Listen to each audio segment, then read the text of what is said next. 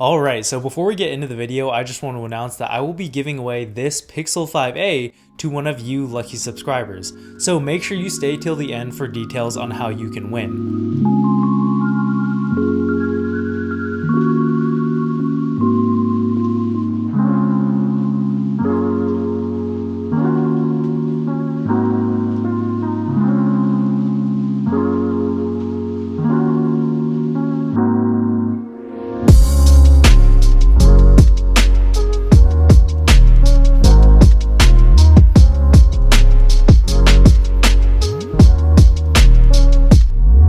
So, help per dollar. That's the metric that Google tries to maximize every time they set out to create a new A-series Pixel device. And what you get when you try to create a phone with that as your measuring tool is a device that cuts out all the unnecessary gimmicks but tries to improve on all the areas that actually matter in a price tag that is really hard to beat. And that is exactly what you get with the Pixel 5a. But we'll talk about that in a second. First, let's hear a word from our sponsors. So if you're watching this channel, chances are you spent a lot of money on tech. And with so much invested into our gear, it seems almost silly not to get that gear protected. And that's where channel sponsor AKKO Insurance comes in.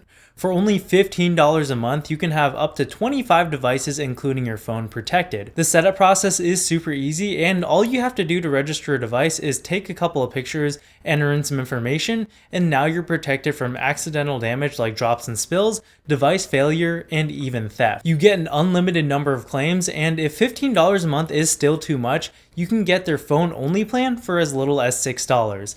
And because you guys are viewers of the channel, you can get your first month of coverage free by using the link down below in the description. So a lot of people are focusing on just how similar this is to last year's model, and well, it is, but my take is that I'm totally okay with it considering that this is in the budget category. Because they can save a lot of money by not upgrading stuff that doesn't really need to be upgraded, and then using that money that they save to 1, lower the price, and then 2, put more significant upgrades into areas that actually matter. So number 1, this phone is cheaper now. The Pixel 4a 5G was $500 at launch, and now this is $450. And in a day and age when it seems like prices are only going up for everything, this is pretty refreshing. And they've also done a couple of changes under the hood that you may not be able to notice just by looking at it, but are still, in my opinion, pretty important. So on the outside, it looks like they really didn't change anything, but the body of the phone is actually made out of metal now and not plastic. Although they did put this very plasticky feeling coating on it, so if you handed this to a random person on the street, they would probably still think this was plastic. It definitely will help with durability long term though, which in addition to the new IP67 water and dust resistance and the Gorilla Glass 6 on the screen, should make this much harder to break than the last one. The screen is also ever so slightly larger. It has a 6.3 inch 1080p 60Hz OLED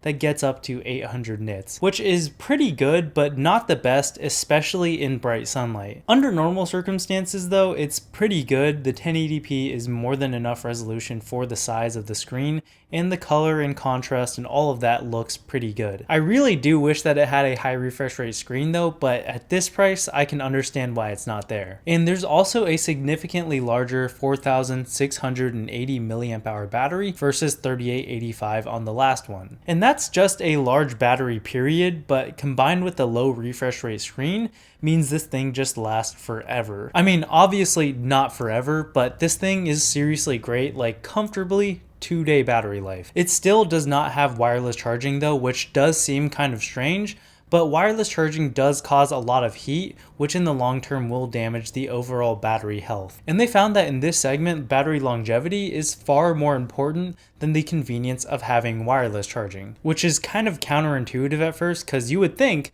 that you spend more on a phone, it should last longer. But it turns out the people who actually buy expensive phones are either enthusiasts or people who are just so well off they just don't care. And both of those groups tend to replace their phones far before the battery longevity thing really comes into play. So instead of wireless charging, you just get 18-watt wired charging via USB-C, which is not the fastest, but is also not the slowest. But other than that, not a whole lot has changed. It has the exact same specs as last year's model, the same Snapdragon 765G processor, same 6 GB of RAM, same 128 gigs of storage. It also has the same speakers, which are not the best. It still does have the headphone jack though, nice. It also has the same 8 megapixel hole punch selfie camera in the corner, and the same 12 megapixel main wide camera alongside the 16 megapixel ultra wide on the back. But of course, that also means that you get the same great camera experience and performance that the Pixels are known for. So first, let me address that they did in fact remove the laser autofocus system, and on the surface that seems like a very bad thing, but like I said at the beginning of the video,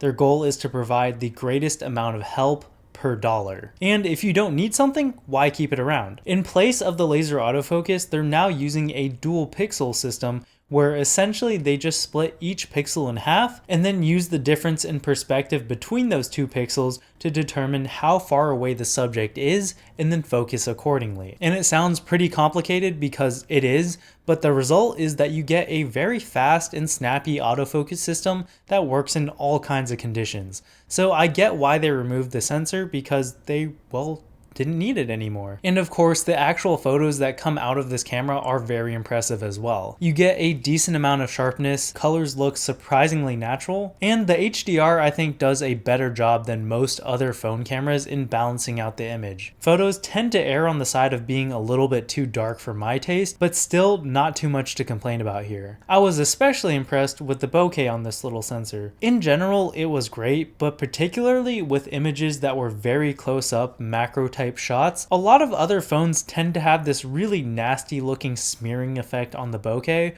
but with this, that was nowhere to be found. You also get a couple of other cool effects to play around with, like portrait mode, which does a great job with edge detection, but also manages to deal with depth really well. Like with portrait mode on a lot of other smartphones, they tend to figure out where the subject is alright, but then they blur out the whole background the same. And anybody who's used real cameras before knows that's not really how bokeh works. Stuff farther away will be more blurry than stuff that's closer. And the Pixel does a better job than most at replicating that depth. So for photos, this is a really good camera system. And especially when you take into account the price, this is probably the best out there. For videos though, I think it could use some work. It just has this sort of gritty quality to it and it's just not the best. It is passable, but just compared to the photo quality on here, it's a little lackluster. That isn't to say that it's perfect for photos though, because even though the actual images that come out of this camera are pretty great, the actual experience of taking those photos is not the best.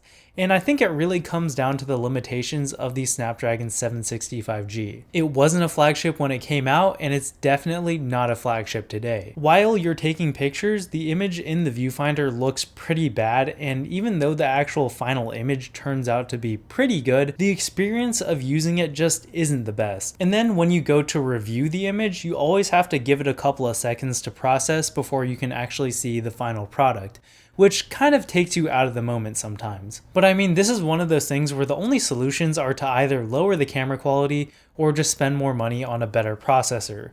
And I think this was a good sacrifice to make to keep the camera quality, but then keep the price low as well. Like, if you can still get the best results at this price, I don't think it's that big of a deal to have to wait a couple of seconds to view your images. Luckily though, that doesn't really apply to the rest of this phone. Just navigating through all the menus, using the UI, gaming, and just swiping around all feels really smooth, and I haven't really had any issues with that. This is also actually my first Pixel device, so I've always heard about how people love stock Android, and now after using it, I gotta say, I get it. There's nothing really that flashy about it, it's just really clean, simple, and gets the job done. And sometimes that is exactly what you need. So yeah, I mean, there's not a whole lot else to talk about with this phone, but overall, very solid device. Even though on the surface it seems kind of strange that they even bothered to release this phone with the new Tensor Pixels right around the corner, but I think this was actually kind of a necessary refresh. While the new Pixel 6s are more exciting with the new design and the new chip,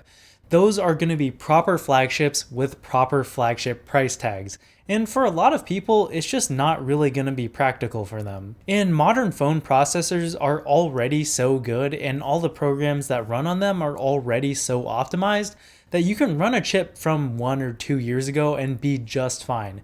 And this phone is proof of that. So if someone just wants the current generation of Pixels, but they don't want to pay flagship prices and they don't care about the hype, I actually think this is a really great option. Anyways, those are my thoughts. Let me know what you think in the comment section down below. Remember to smash that like button, and if you enjoy content like this, think about subscribing and hitting the bell so you don't miss anything. As always, thank you so much for watching, and I'll catch you guys in the next one. Peace.